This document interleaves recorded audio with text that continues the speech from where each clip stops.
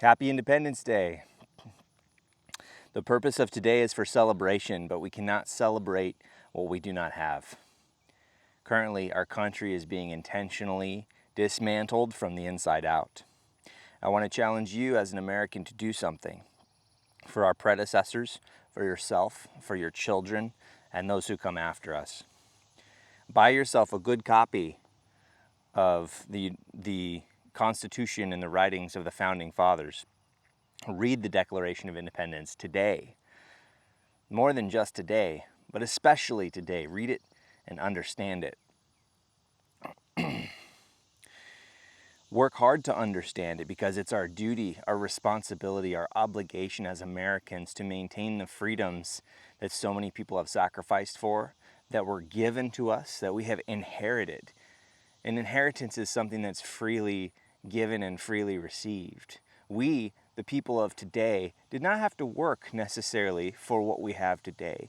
Many who came before us worked hard to give us what we have. It's out of respect and out of duty that we work hard to maintain it. If we don't aggressively maintain our freedoms, somebody else will aggressively remove them from us, which is what we see happening all the time. It's important to understand what this Declaration of Independence is and how we got it. It's up to us. I'm going to read the Declaration of Independence to you, and I challenge you to do it as well, for the sake of our nation and what it's been built upon.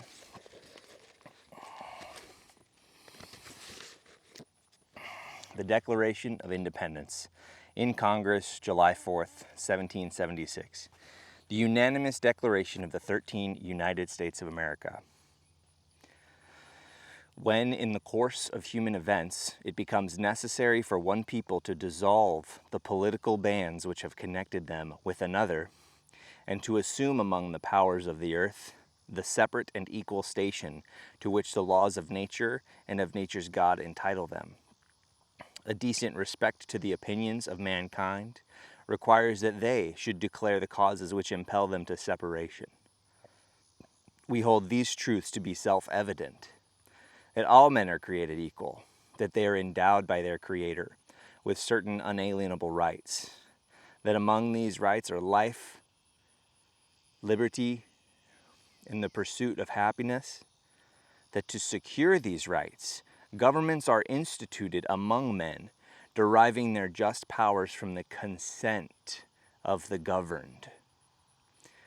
And when any form of government becomes destructive of these ends, it is the right of the people to alter or abolish it, and to institute new government, laying its foundation on such principles, and organizing its powers in such form as to them shall seem most likely to affect their safety and happiness.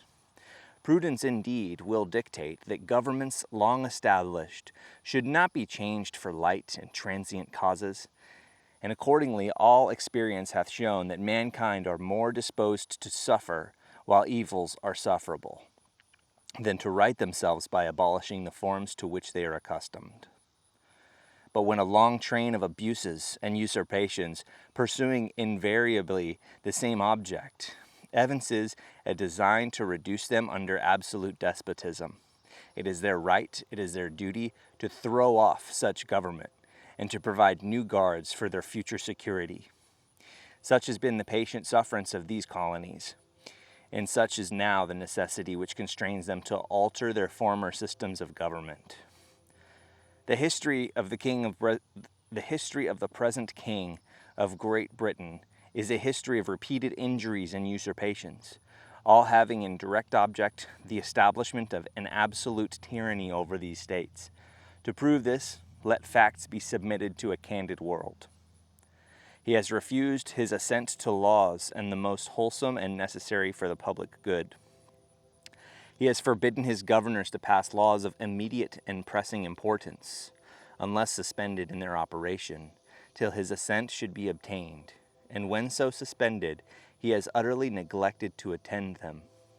He has refused to pass other laws for the accommodation of large districts of people, unless those people would relinquish the right of representation in the legislature, a right inestimable to them and formidable to tyrants only.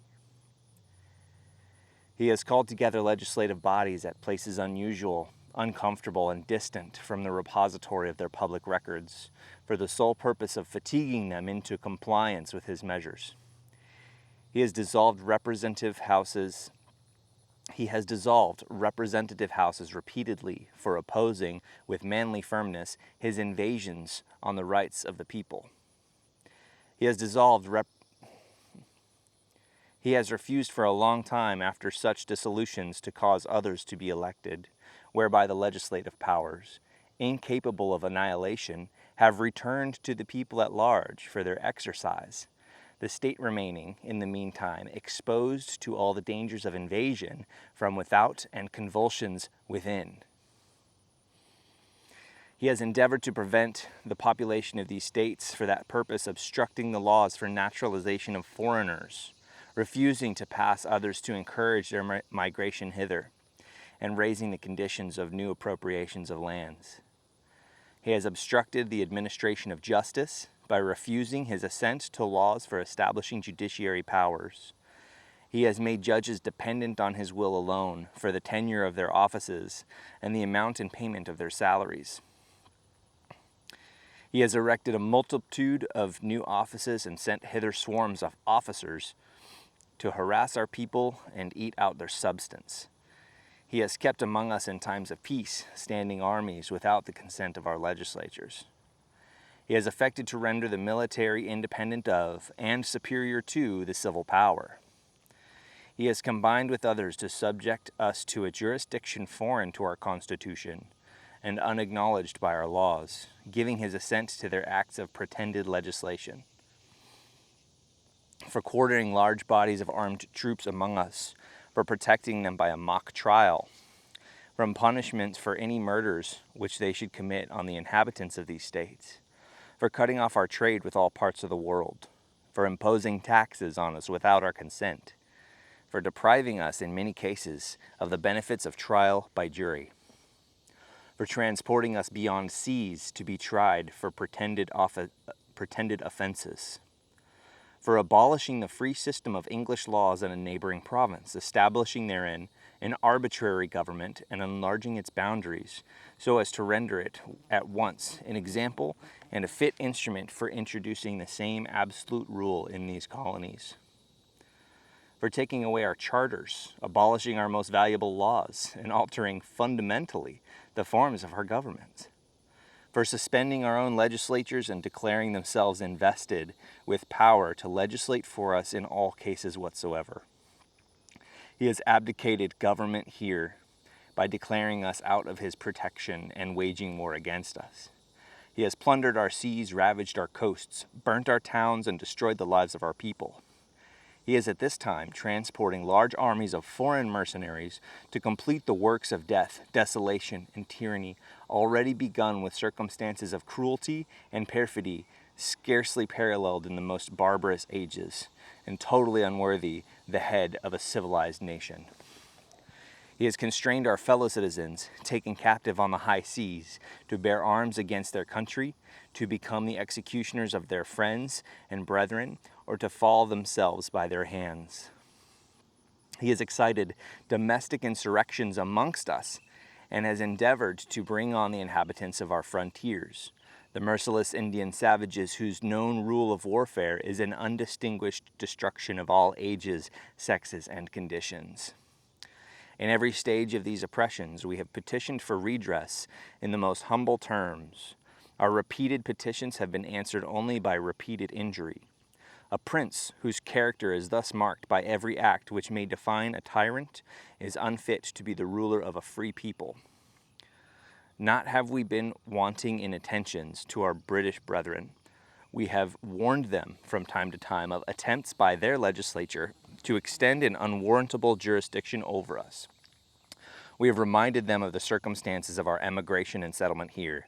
We have appealed to their native justice and magnanimity, and we have conjured them by the ties of our common kindred to disavow these usurpations, which would inevitably interrupt our connections and correspondence. They too have been deaf to the voice of justice and of consanguinity, We must therefore acquiesce in the necessity which denounces our separation, and hold them, as we hold the rest of mankind, enemies in war and in peace friends. We, therefore, the representatives of the United States of America in General Congress assembled, appealing to the Supreme Judge of the world for the rectitude of our intentions, do in the name and by the authority of good people of these colonies solemnly publish and declare that these united colonies are, and of right ought to be, free and independent states, that they are absolved from all allegiance to the British Crown, and that all political connection between them and the state of Great Britain is, and ought to be, totally dissolved, and that as a free and independent state they have full power to levy war, conclude peace, contract alliances, establish commerce, and to do all other acts and things which independent states may of right do. And for the support of this declaration, with a firm reliance on the protection of divine providence, we mutually pledge to each other our lives, our fortunes, and our sacred honor. The foregoing declaration was by order of Congress engrossed and signed by the following members: John Hancock, Josiah Bartlett, William Whipple, Matthew Thornton, Caesar Rodney, George Reed, Thomas McKeon, Samuel Chase, Samuel Adams, John Adams, William Paca, Robert Treat Paine, Thomas Stone, Elbridge Gerry, Charles Carroll, Stephen Hopkins, George Wythe, Richard Henry Lee, William Emery, Thomas Jefferson, Roger Sherman, Benjamin Harrison, Thomas Nelson Jr., Samuel Huntington, Francis Lightfoot Lee, William Williams, Carter Braxton, Oliver Wilcott. William Floyd, William Hooper, Joseph Hughes, John Penn, Philip Livingston, Francis Lewis, Lewis Morris, Richard Stockton, John Witherspoon, Francis Hopkins, John Hart, Abraham Clark, Edward Rutledge, Thomas Hayward Jr., Thomas Lynch Jr., Arthur Middleton, Button Gwinnett, Lyman Hall, George Walton, Robert Morris, Benjamin Rush, Benjamin Franklin, John Morton, John Clymer, James Smith, George Taylor, James Wilson, George Ross.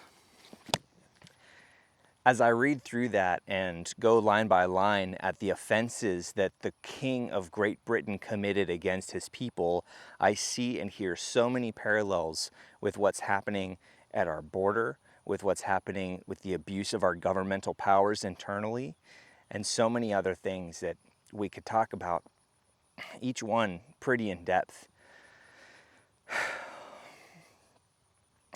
Please read the Constitution. Please read the Declaration of Independence. Please know the Bill of Rights. Be proud to be an American. Truly proud. And understand what that really means. Happy Independence Day. God bless.